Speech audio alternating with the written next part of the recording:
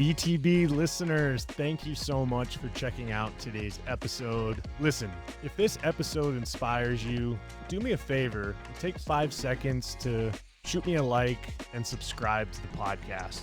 There are several more exciting guests that are in the pipeline, and I just can't thank you enough for your continued support, and let's keep paying the mission forward. If there's one thing that I want to be described as, it's just a gritty person. Throughout my sports career, I had to do everything and extra. In getting recruited to play college football, it's like I couldn't just be a good player. I had to be working hard, trying to motivate, talk, hustling after everything. And being gritty is one of the best compliments you could get. That's ultimately who the winners are. In today's episode, I interview a standout Division III football player, Richie Murphy. He comes from Wisconsin. He discusses his journey through various challenges in his athletic career, including setbacks and difficult circumstances in his pursuit to play professional football.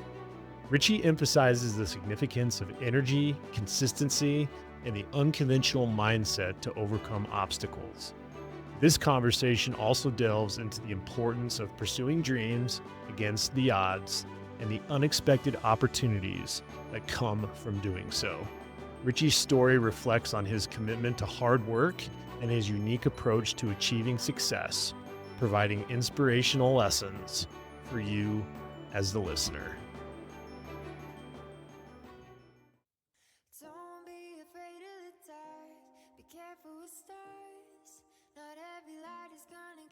Welcome to the BTB Project, designed to empower listeners to identify their why and to live their best lives no matter the circumstances. My name is Kollman Gearhart. A former athlete and motivational coach, I've had the opportunity to inspire thousands through my story and help accomplish what they are built to be. You'll be encouraged by each and every episode, and let's get into it.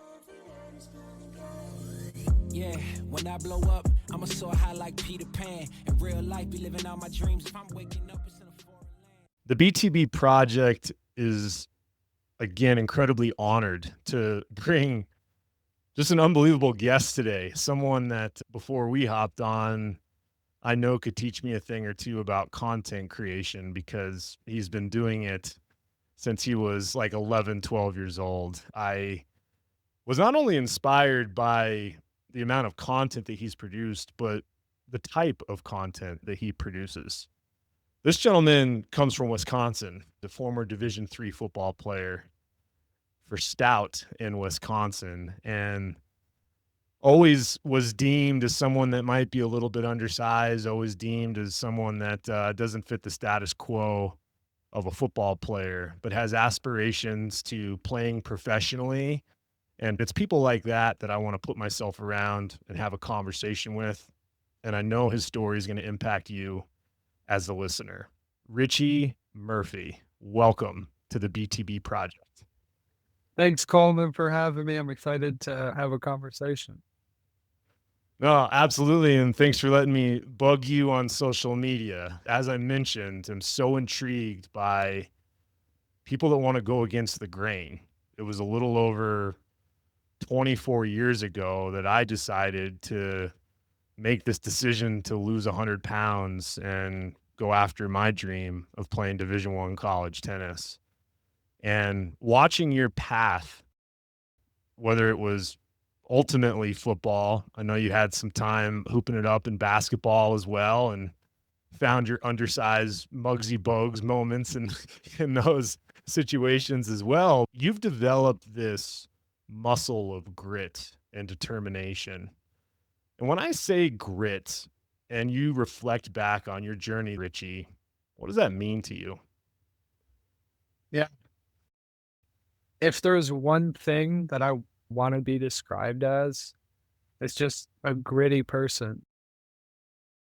Throughout my sports career, I'm 5'7", playing basketball.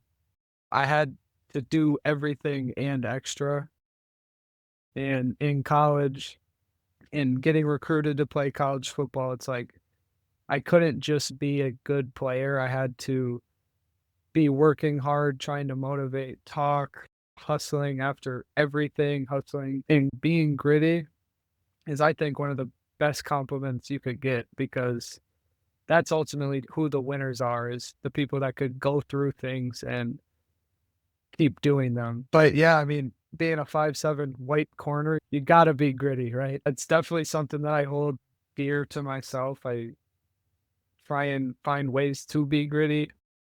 It's easy on the football field. Hustling as a corner, you gotta be able to press and be physical. So you describing me as gritty is a compliment that I am thankful for. That's been fascinating because as much as I was able to have my own journey in athletics, I've been able to flip the script and be a coach. And I always think about the things that I can't teach. I can't teach attitude. I can't teach how people are going to show up. And that gritty component was something that I embraced as well. And coaches pointed out in me. And I always thought that was the greatest compliment. So I certainly appreciate that synergy. But let's take a walk down memory lane where I believe as a young fifth grader, you decide to tap into this thing called social media and I post a video that led to some early viral success. So when it comes to your grittiness, do you believe that started with your ability to want to take a risk by posting something online? I guess gritty and consistency, they're related, right?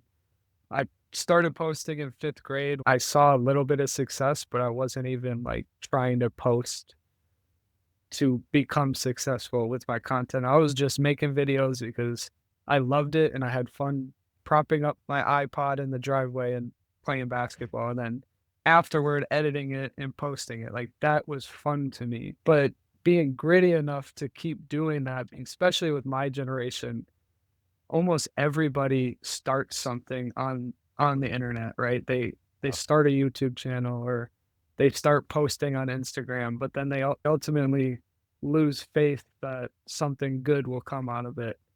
I never lost faith. There were parts of my journey that weren't as successful as other parts, right? But I never lost faith that this wouldn't lead to growth and I wouldn't get better at it.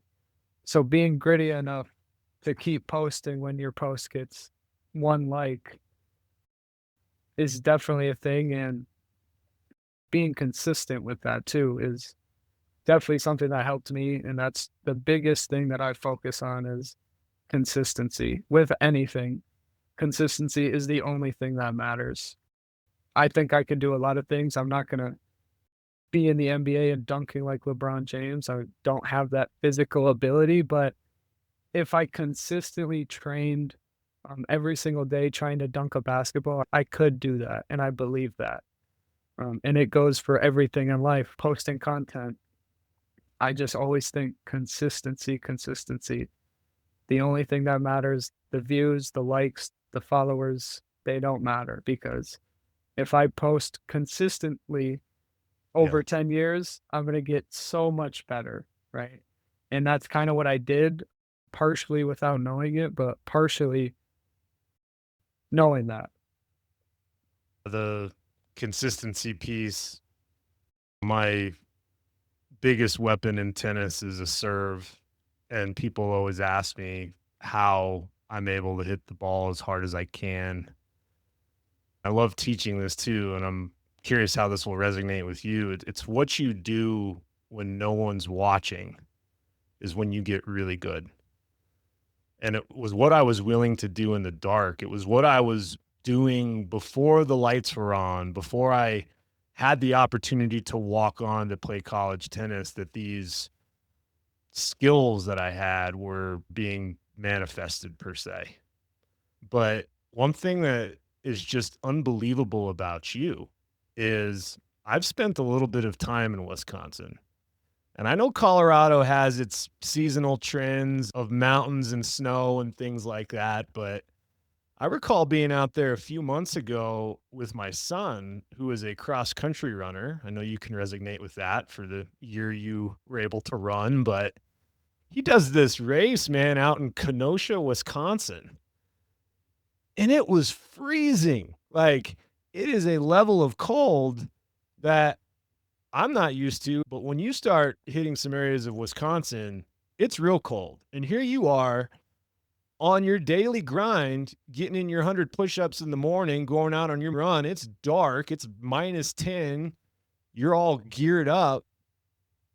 So when you're saying consistency and your ability to push through very difficult circumstances, how in the world were you able to create that mindset? Obviously, a lot of people know David Goggins, but I just finished up both of his books, and that's an inspiration, and that's external motivation to wake up early and run. And but the reason I do that is it makes you feel kind of like a knight. You're fighting your own battle, like in the morning.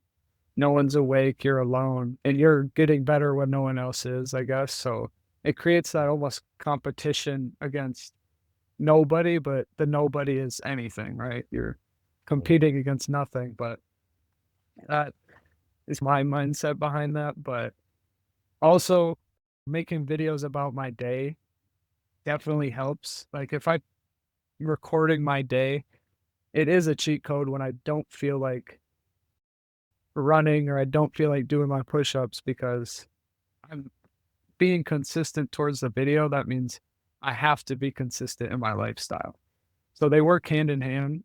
Some days I just want to lift and I just want to run, but I still have to make the videos and vice versa. Sometimes I wish I could just make the video, not have to do anything, but they're combined, right? And it makes me better because of that. Yeah, the word maybe accountability comes to mind because if you're anything like me, you want to practice what you preach. And if you're documenting it, those moments, Goggins always says it best that our minds, when we get to 40% of what we think we're capable of doing, we actually have another 60% left physically.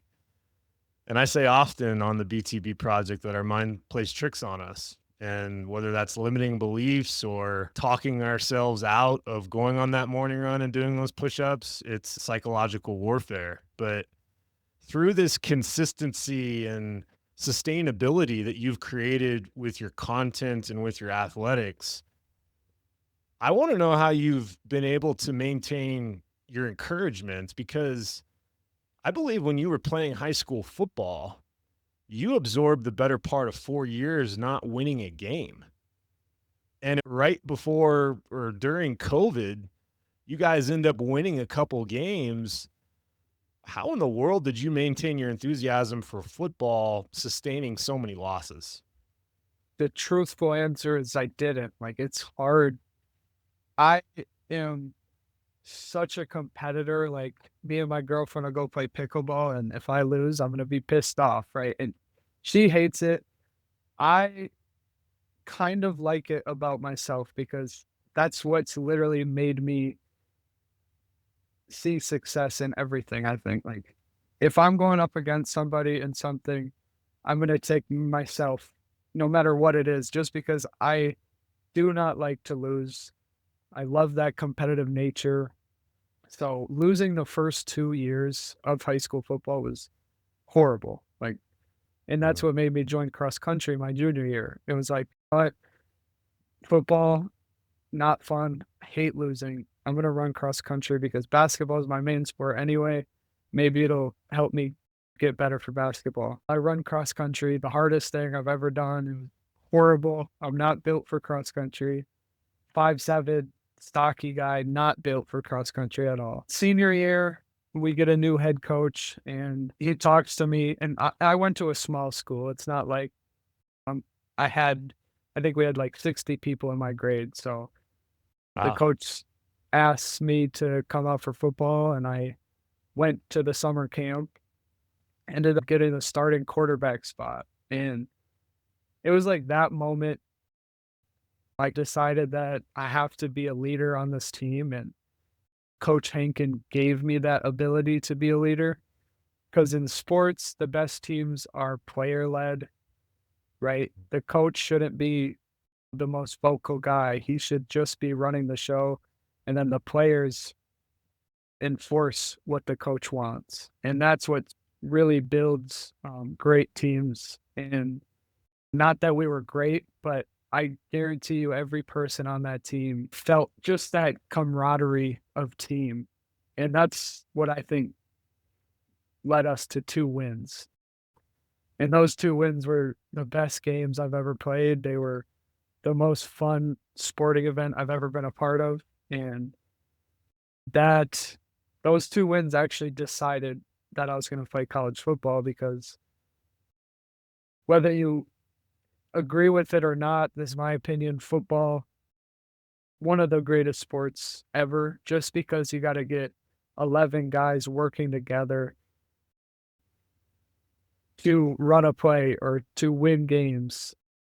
And just the team aspect behind football is far greater than a lot of other sports. And that's what I love is that brotherhood, and you're grinding in fall camp for 3 or for a month straight, 8 a.m. to 6 p.m. grinding. You're bleeding, you're sweating with your brothers, and that's what builds teams. And that led me to college football, and I wish I had more years, but I don't. But yeah, I mean, yeah, I just really enjoyed how my, college career went. And that ultimately made me realize that I had a little bit more left in my tank to try and play professionally. I know for a fact if I don't act on this dream that it's just going to slip away. I'll live my whole life thinking, "Oh, what if I chase that dream?" And I'm not one to sit on chasing dreams. I Yeah. only have a couple really big dreams, 2 or 3. Every single day I'm acting upon those.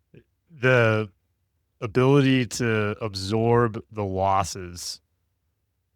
Tennis is very similar, and people don't believe it when I say it, but you only have to win 51% of the points to win a match. So those times that you lose in pickleball, which is similar to tennis, right? Yeah. You're the recipient of not being able to win just over half of the points.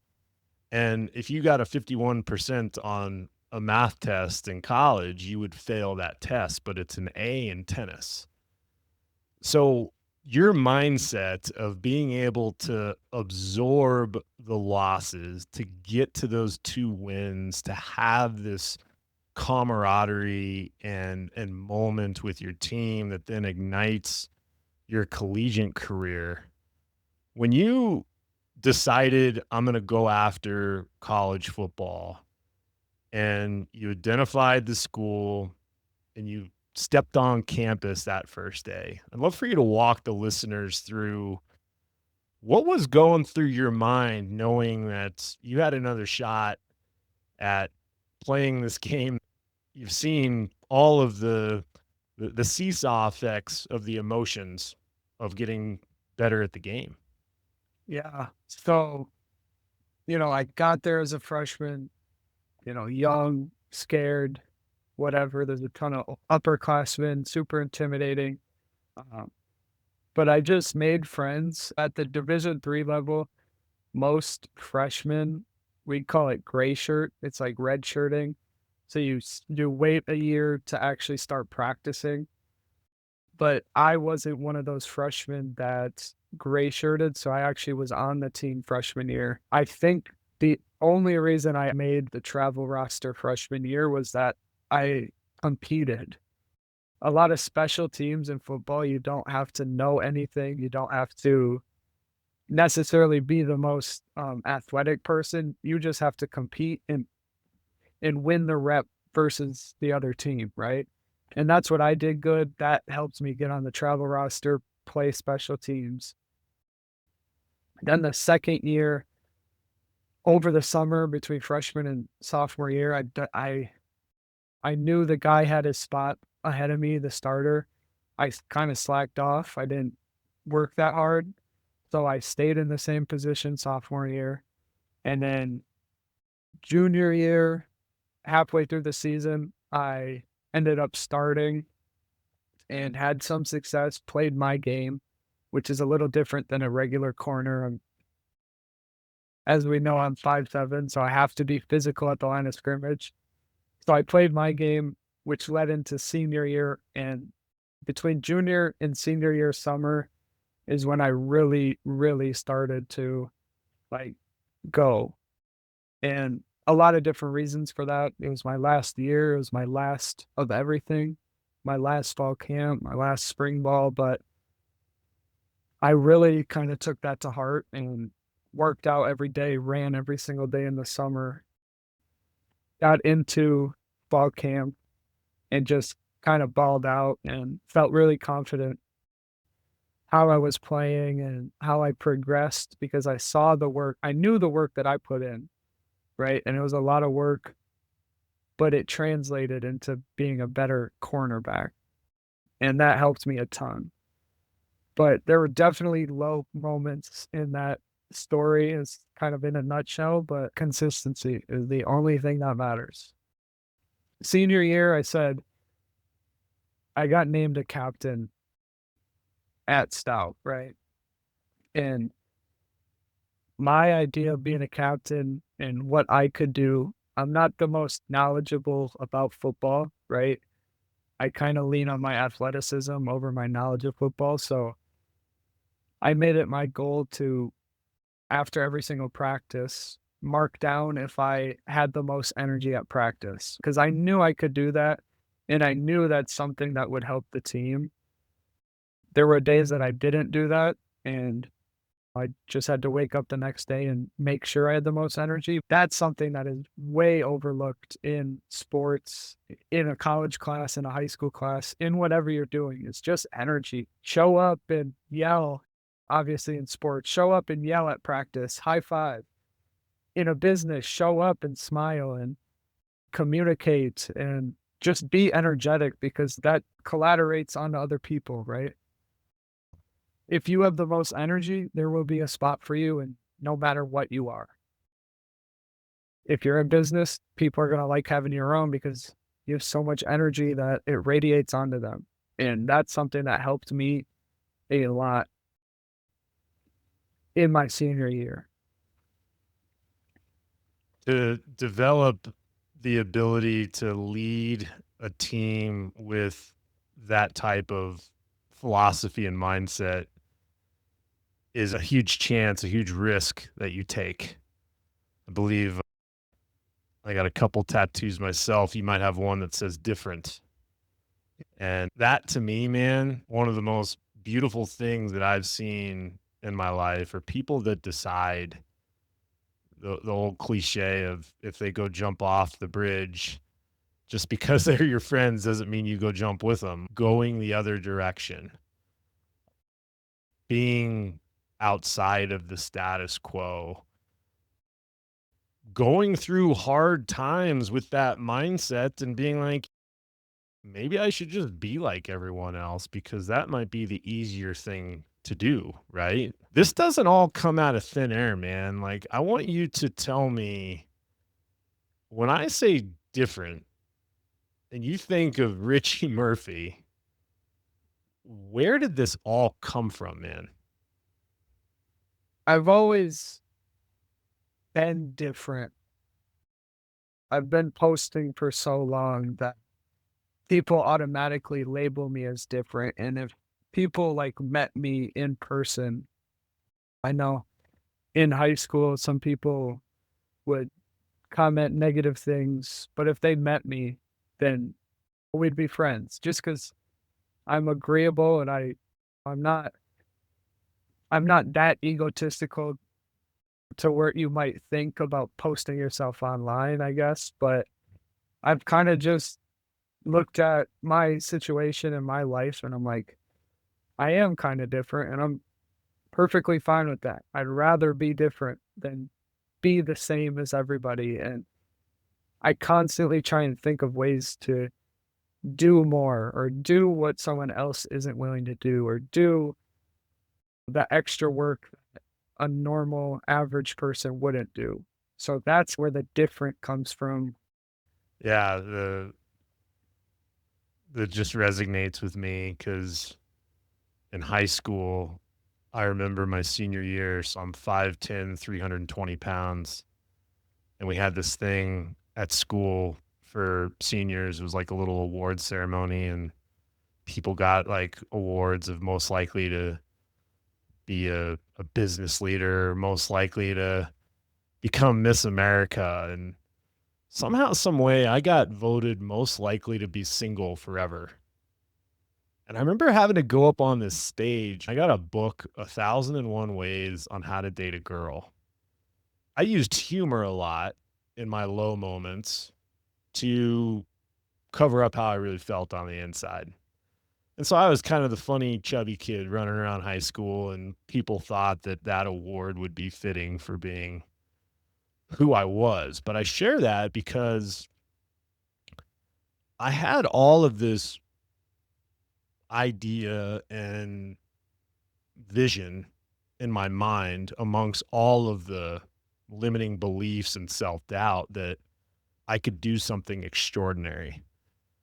But I was afraid to let it out and be different because I didn't want to be judged. I didn't want the naysayers or the haters to say things because of what was already happening in my home life and taking the blows of a difficult family situation. I was a master internalizer. But those moments of remembering what people have done that ignited me to go after what I'm built to be actually led me to, after my playing career, after coaching for 22 years, Richie, I have no regrets. I literally was able to do everything I wanted to do as an athlete. And when I think about you still being in the midst of that and having this big goal, knowing some of the things you've absorbed by being different, ultimately, if you had to think of anything that would stop you from going after this goal, does anything come to mind, or are you going to keep the head down and pushing no matter the circumstances? Nothing, right? Nothing would stop me from doing this. And I'm blessed to be ignorant enough. Like I hear a lot of people talk when they were young, they were the only reason they accomplished what they did or built the business they did was because they were just so young and ignorant to the fact that it should not ever happen, right? But for me, at where I'm at in my life, there's no possibility for this not to happen, right? And Yeah. that's if I listen to other people or listen to actually anybody else, I'm gonna have other opinions and that are gonna tell me, "Don't do this because it's not a good investment of your time," or "Don't do this because you have a 1% chance of making it," right? So I'm just strong in my beliefs and I'm ignorant to the fact that this shouldn't happen. And I'm glad to be young and ignorant and doing the things that I'm doing. There's quite a stigma with Division 3 athletics. And even though my goal was D1, some of the most challenging teams that I competed against in college was actually D3 athletic programs because the regulations and standards for who they could have on their teams, they would have guys that were trying to play actively on the ATP tour that weren't able to stay on the tour, come back to school and represent these D3 programs. I'd love for you to share some of the stigma around D3 and folks that have these aspirations of being a college athlete. Maybe you could shed some light on your experience and what the reality really is. Yeah, Division 3 is very, very high level. I'd say the difference between D1 and D3 is probably the funding, right? The athletic facilities, stuff like that, but a lot of it is D1 guys, everybody's gonna run a 4.3 40. D3, I run like a 4.7 40 at cornerback, but the wide receivers against me, they're running 4.3s, they're running 4.4s. So the skill positions, I'd say, are very, very similar, but D3 as a whole is like very, very professional and organized. Like, we put in the same amount of work that D1 programs do, right? We have fall camp. We're starting spring ball right now.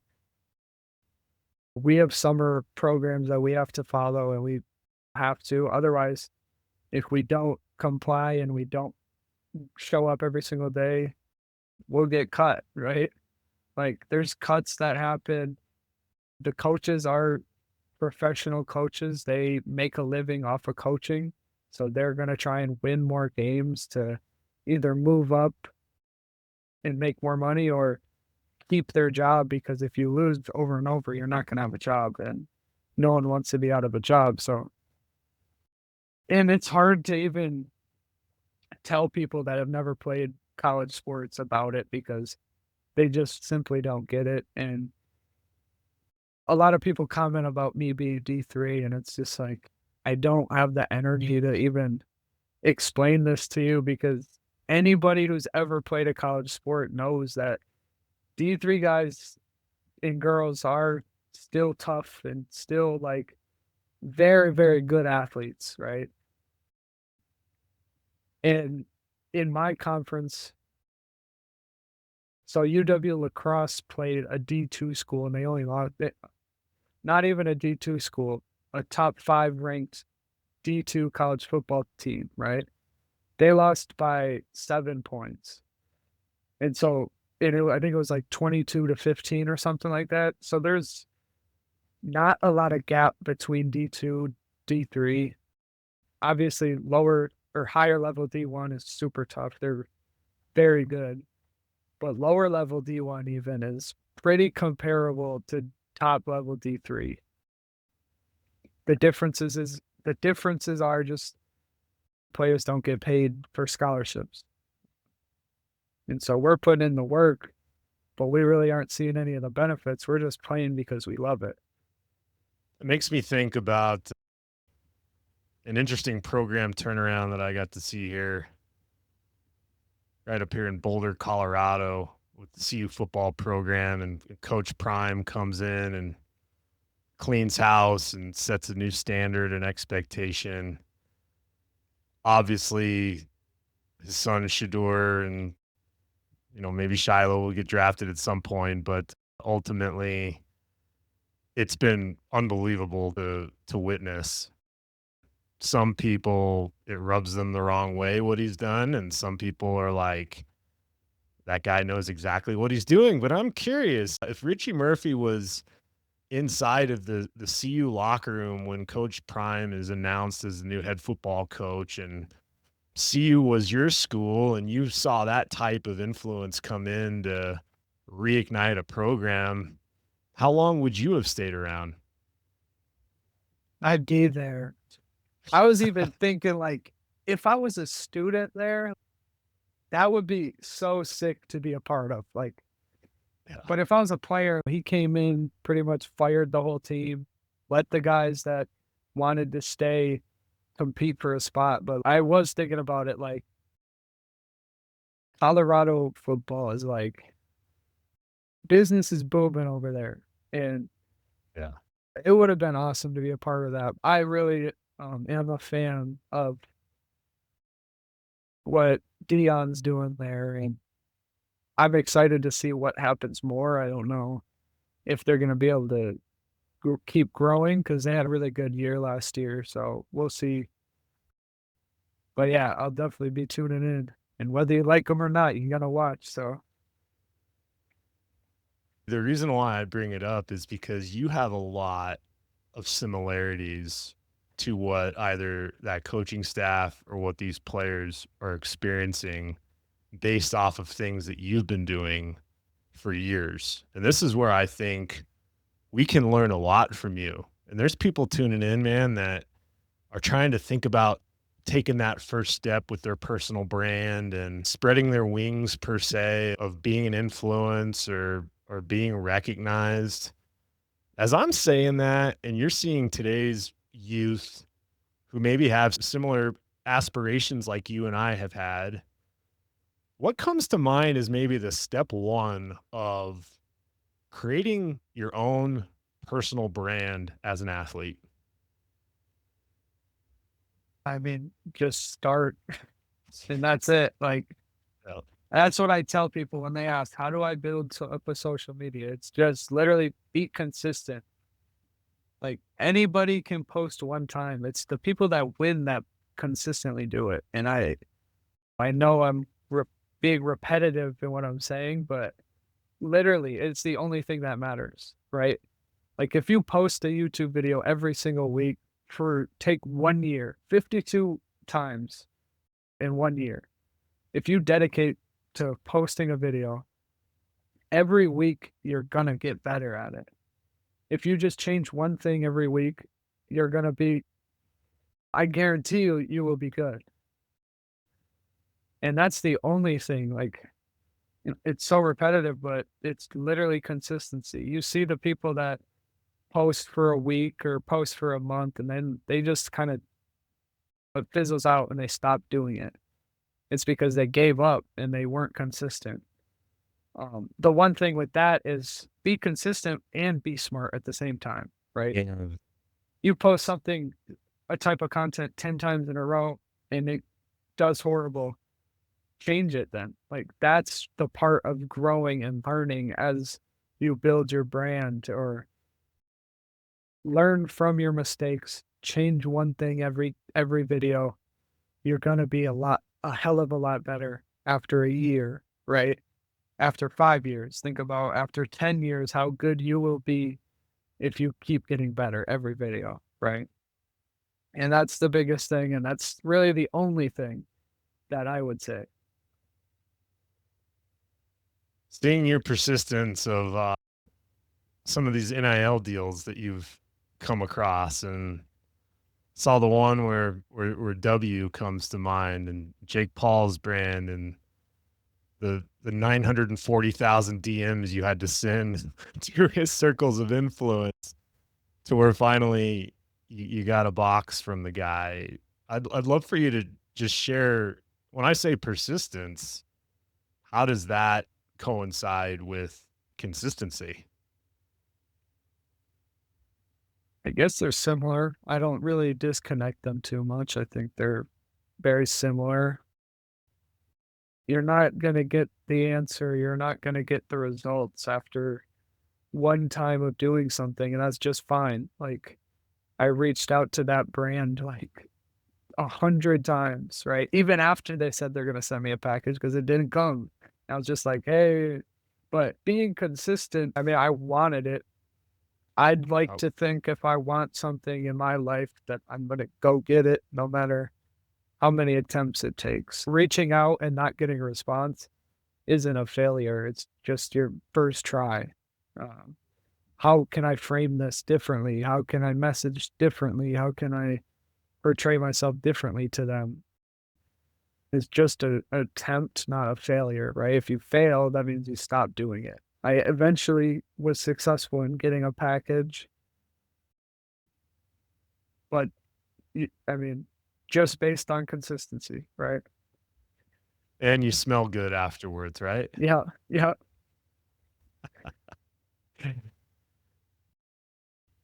The NFL, it is daunting to think of the athletes that are there that you're inspiring to compete against. I mean, you talked about some of the 40 times of guys in D3. It steps up to another level in the NFL. And I always talk about how challenging it is for people to play tennis at the collegiate level, but the NFL and football is on a whole nother stratosphere of challenge and difficulty to get there. So I'm curious, and we might tap into some more repetitive moments here, but I am eager to know if I'm the GM of an NFL football team and I have the opportunity to come across Richie Murphy's social media feed, and I'm seeing some of these videos and I'm starting to understand who this guy is. What would you say to an NFL GM about why you belong in the NFL? The likelihood of me making the NFL is very low, right? I'm probably not going to make the NFL, and I'm not even really trying to make the NFL. I think arena ball is probably the highest level that I can play. That's my goal to play. But if the Chicago Bears message me, I would be like, okay, I will show up every single day, work Yep. harder than everybody else because with someone that has disadvantages, I have to. That's a non negotiable. And on top of all that, I'm gonna market your team, right? Like I'm gonna show people what it's like to be a Chicago Bear. And in these videos that I make might turn into something like you never know what making videos, what opportunities that's gonna bring to you. And that's something where if I wanted to, maybe I could work for an NFL team and try and build their fan base by posting videos about being a player, right?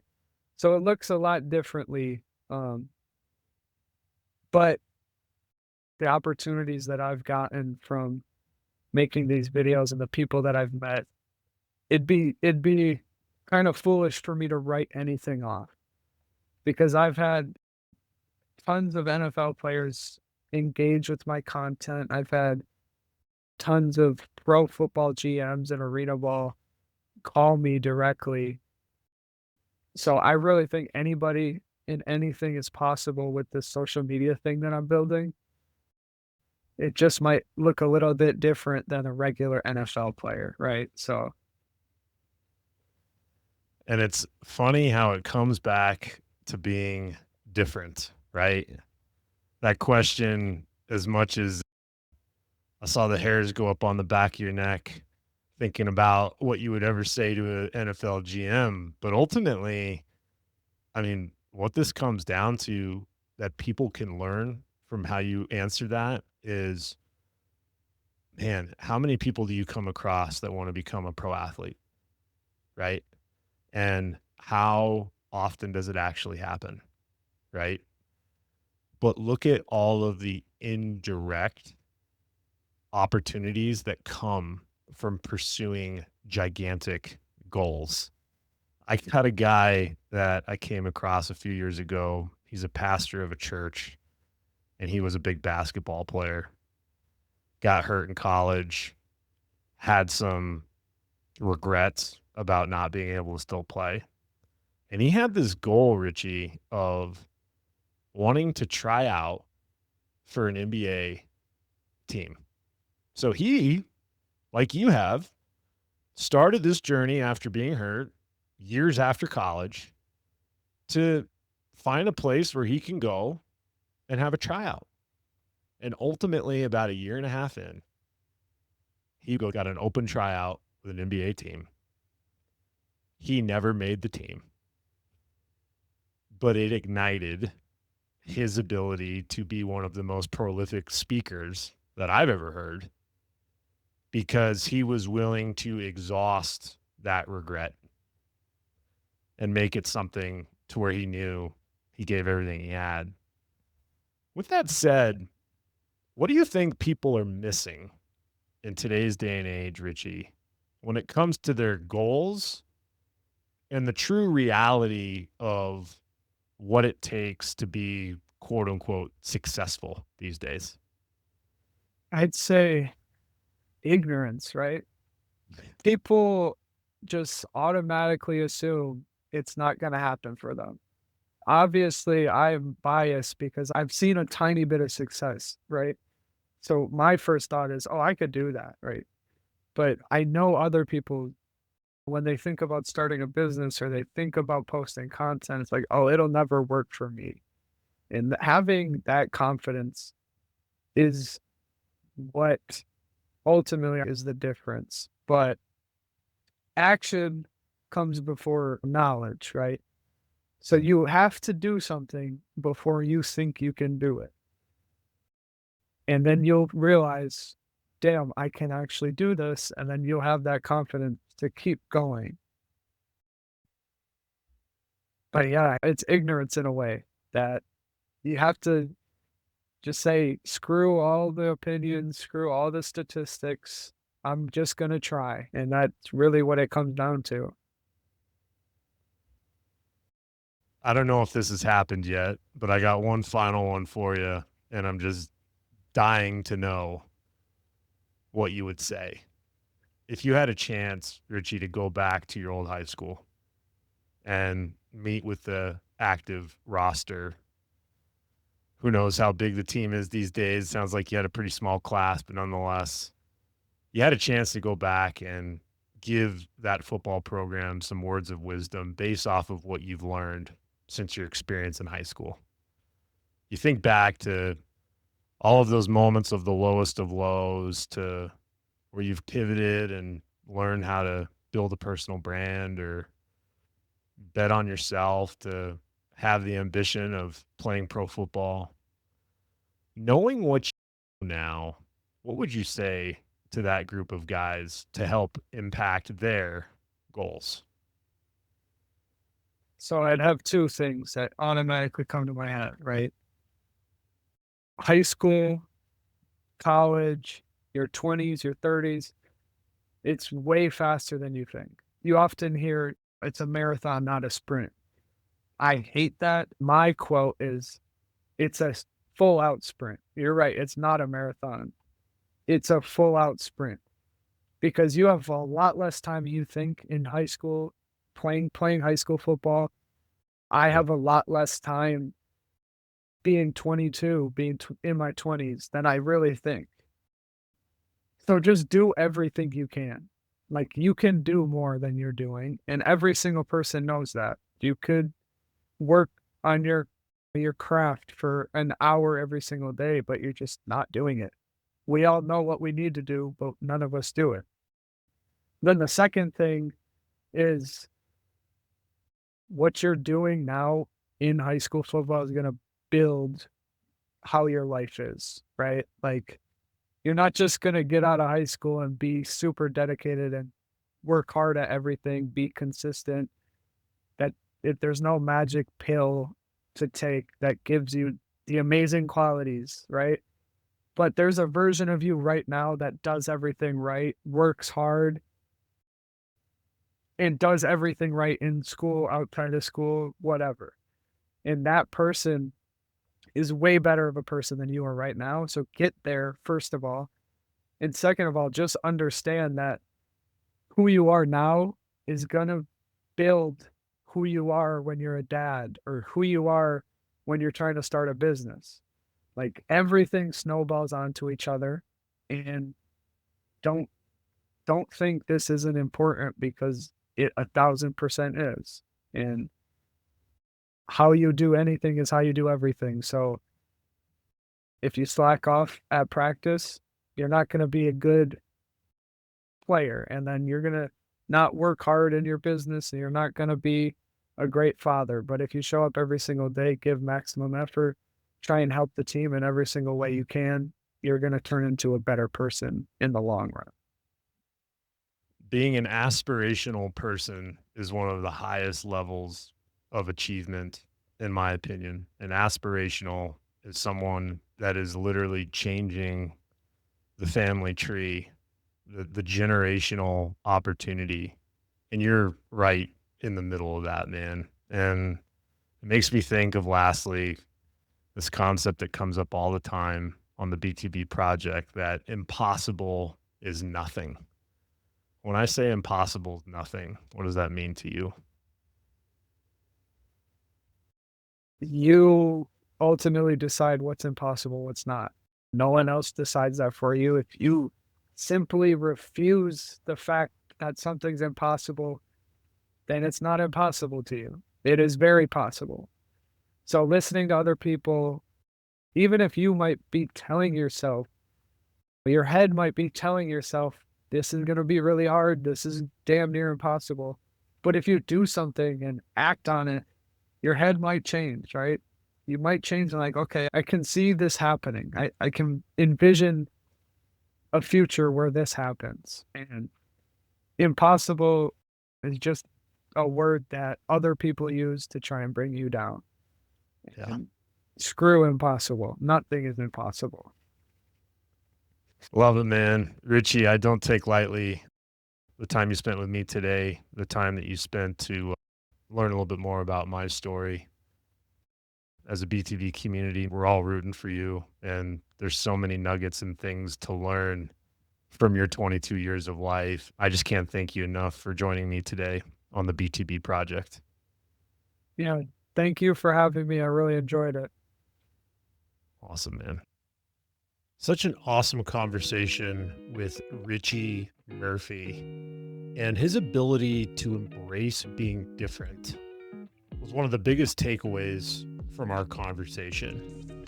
Whether it's the decision he made in 5th grade to post on YouTube, his high school football program that only had 2 wins in 4 years, but it was finding the silver lining of those 2 wins and what propelled him into his collegiate career at Stout that now ultimately has led him to wanting to pursue a professional football career.